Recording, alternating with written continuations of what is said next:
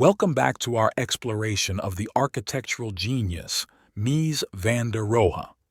In this third installment of our series, we delve deeper into Mies's groundbreaking designs and their lasting impact on the world of architecture.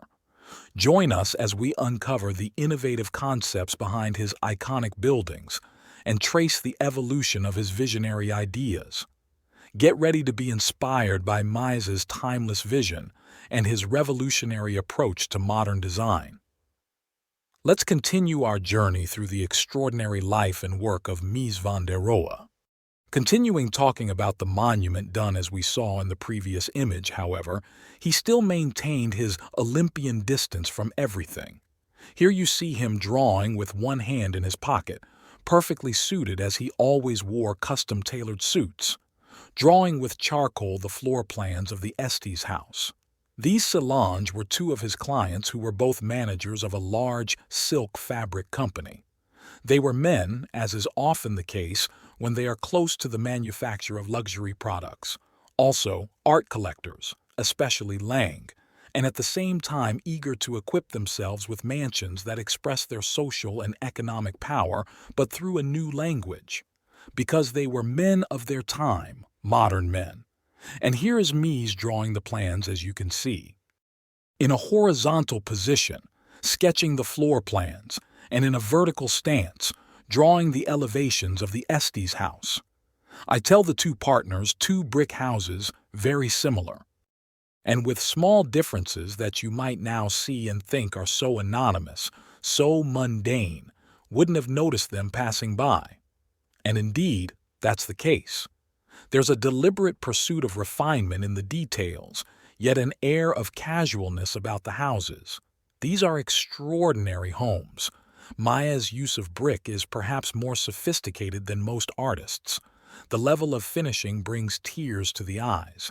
Yet, as you see them here, they're barely anything extraordinary. The horizontal windows, the brick construction elements that some avant-gardes criticized. Two houses, commissioned, as you might guess, through Lily Reich, his lover at the time, who was familiar with the managers more than owners of these silk fabric factories, but alongside these houses for magnates with artistic tastes. So Mies became the great artist of his generation. When the Birken decided to create a model neighborhood, the Vision Hotsitlum, they said, who better to lead it than Mies? They asked Mies to be the works director of the Vision Hotsitlum in 1927, which was surely the coming-out party for the avant-garde.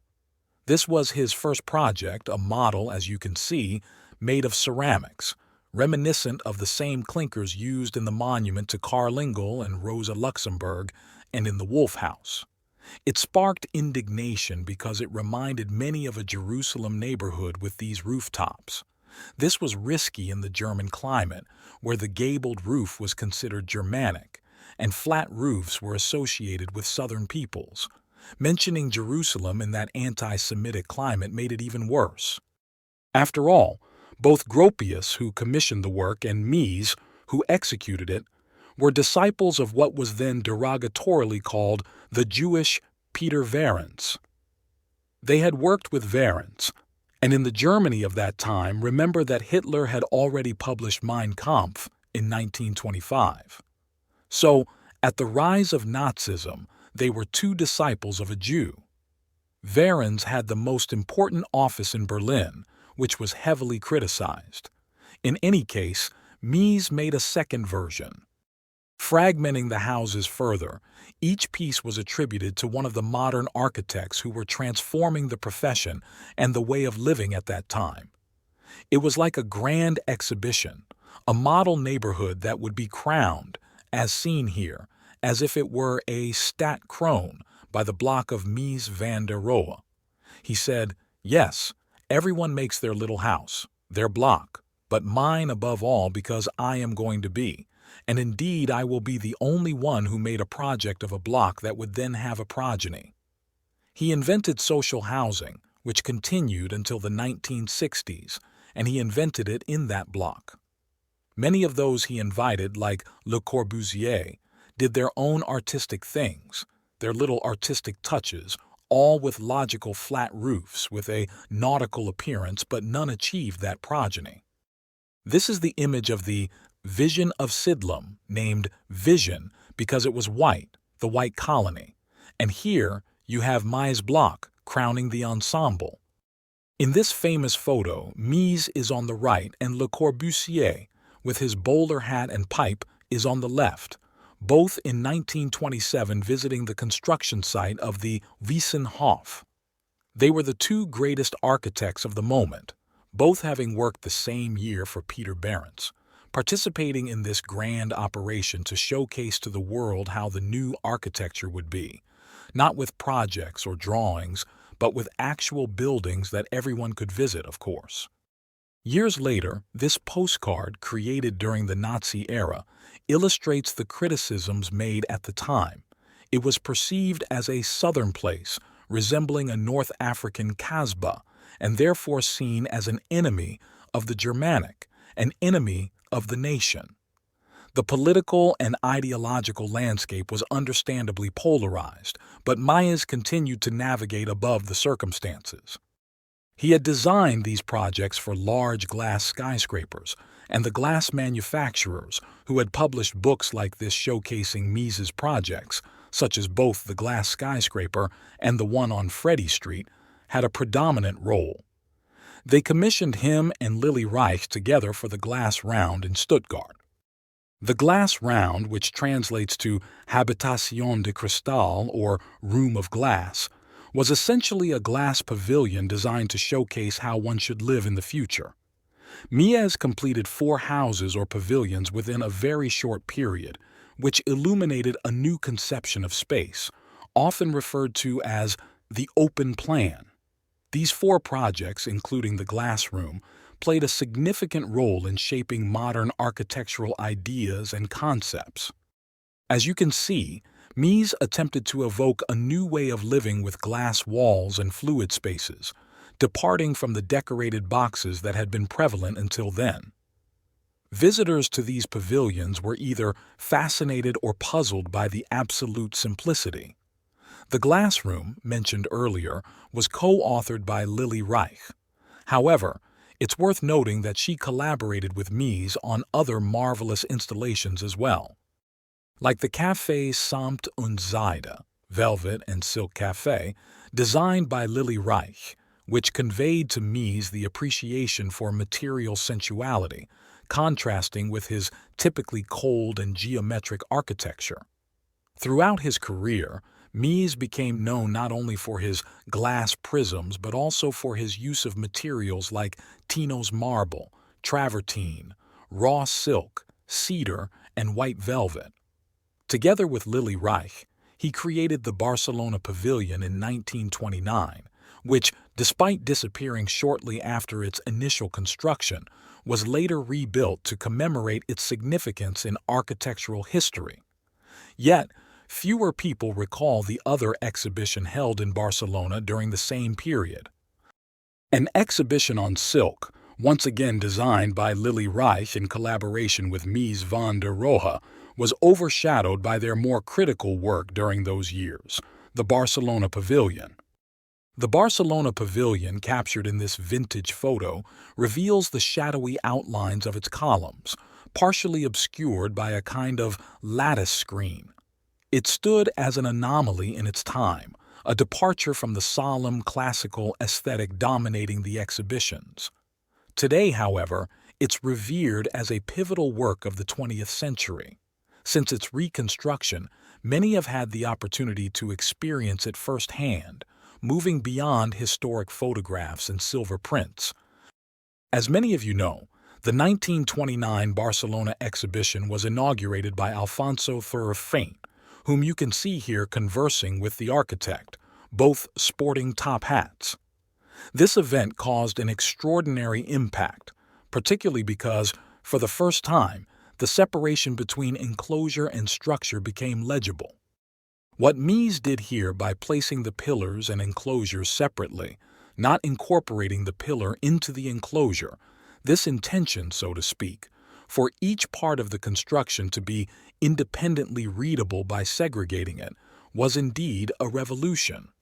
This concept formed the same fluid space that we've seen in other projects, but here it was coupled with open-air rooms. Indeed, alongside the presence of the brick wall and the iconic sculpture by Georg Kolbe, which contributed to the widespread recognition of the pavilion, there was also this segregation of structure and enclosures. It was the space that Wright had invented but taken to the extreme. Wright, who was not very generous with praise, nevertheless praised the pavilion, saying it was extraordinary. However, he added that the dangerous poles needed to be removed because people were bumping into them. Being 20 years older, the pavilion was indeed an extraordinary work, not only for the spatial revolution it represented, but also because this spatial revolution was achieved through materials of richness and beauty. The travertine pavement, the large wall of onyx, and the leather and chromed steel armchairs all contributed to its magnificence. This is Mies's drawing that aimed to reflect the idea of the pavilion, just a pillar and surfaces, all of them with the texture of that formidable quality of expensive materials. And what is almost the emblem, which is the section of that pillar you saw earlier, let me show it to you. This pillar you see here, which manages to almost dissolve because, besides being reflective, it has the shape of a cross, so the pillar almost disappears, you hardly see it. And this is achieved thanks to this extraordinary section that has almost become the emblem of Mies van der Rohe, who, besides defending less is more all his life, in the last stage of his career, especially advocated for almost nothing, not even making architecture that is almost nothing, that dissolves into shadows and reflections, but in search of objectivity. For this, of course, he quoted the scholastics, he quoted St. Thomas, he quoted St. Augustine. He hadn't read any of them, but the one he had read was Ortega y Gasset, in translations into German, who was the author with the most books in his library. Curiously, Ortega y Gasset was very popular in Germany, later being called a great disseminator of philosophy. All the quotes he made, "Beauty is the splendor of truth," as he told his students, he had read them in Ortega, and of course, he cited them saying, as St. Augustine says such and such. But indeed, there was a will for extreme purification, which he continued in two more very similar buildings. One of them is the Tugendhat House in Brno, Czechoslovakia, a home for prominent owners. While the pavilion already had a desire to be almost domestic in nature, as evidenced by its house-like form, this one was a real house, with very similar ideas as seen here. The pillars on one side, the enclosures on the other, and there's that segregation between what could be the pillars and then the elements of that enclosure. Always with the detail, as you can see from the sculpture. This is the same bust of Lem, a friend of his that we saw in the glass room. Similarly, there was a sculpture by Kolbe in the Barcelona Pavilion. Because Mies's spaces are so austere, despite the quality of the materials, they are so succinct, so rigorous, they need the counterpoint of that feminine figure. This bust, or the Kolbe statue, really allows us to love them. Otherwise, they overwhelm us with their icy purity. The Tugendhat House briefly weathered the storms of history, as its owners were also forced to abandon it. And when Czechoslovakia became a communist state in Eastern Europe, it was transformed into a residence for children, as seen here, with 5 individuals with certain disabilities. The other project, the fourth one, with which this extraordinary creative series of Mies van der Rohe concludes, is one in which he designed furniture, as you can see here. He designed furniture for all of these projects.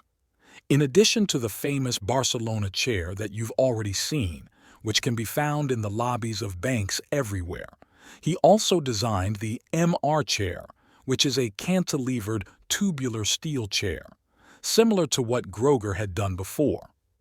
Apart from furniture, in this Berlin exhibition, he also created full-scale models of houses so that people could see how one should live. Because the Barcelona Pavilion had disappeared, and the Tugendhat House was in Czechoslovakia and therefore not easily accessible to the public. He wanted to explain how one should live. And he explained this precisely with this house, as you can see here in the plan. The plan not only reflects the same spatial developments of structural segregation and enclosure as the others, but also has these walls that extend infinitely, reminiscent of that first brick country house, whose sketch, I said, was one of the most lyrical and beautiful in contemporary architecture. This is the interior of that exhibition house in Berlin. This is an interior of the Tugendhat House. This is an interior of the Barcelona Pavilion. If I show them in a different order, you probably won't distinguish which is which. In all three, I aim to achieve the same: create a fluid space formed by vertical planes that never meet but slide, always with that sensual materiality introduced into his work by Lily Reich. In this chapter, we delved into the work of Mies van der Rohe through several iconic projects, from the Bauhaus to the Tugendhat House and the Barcelona Pavilion. Mies revolutionized 20th century architecture with his minimalist approach and quest for integration between space and materials. We also highlighted his collaboration with Lily Reich, who brought a unique sensibility to his designs. Don't forget to subscribe and hit like for more content on the life and work of Mies van der Rohe in the next video.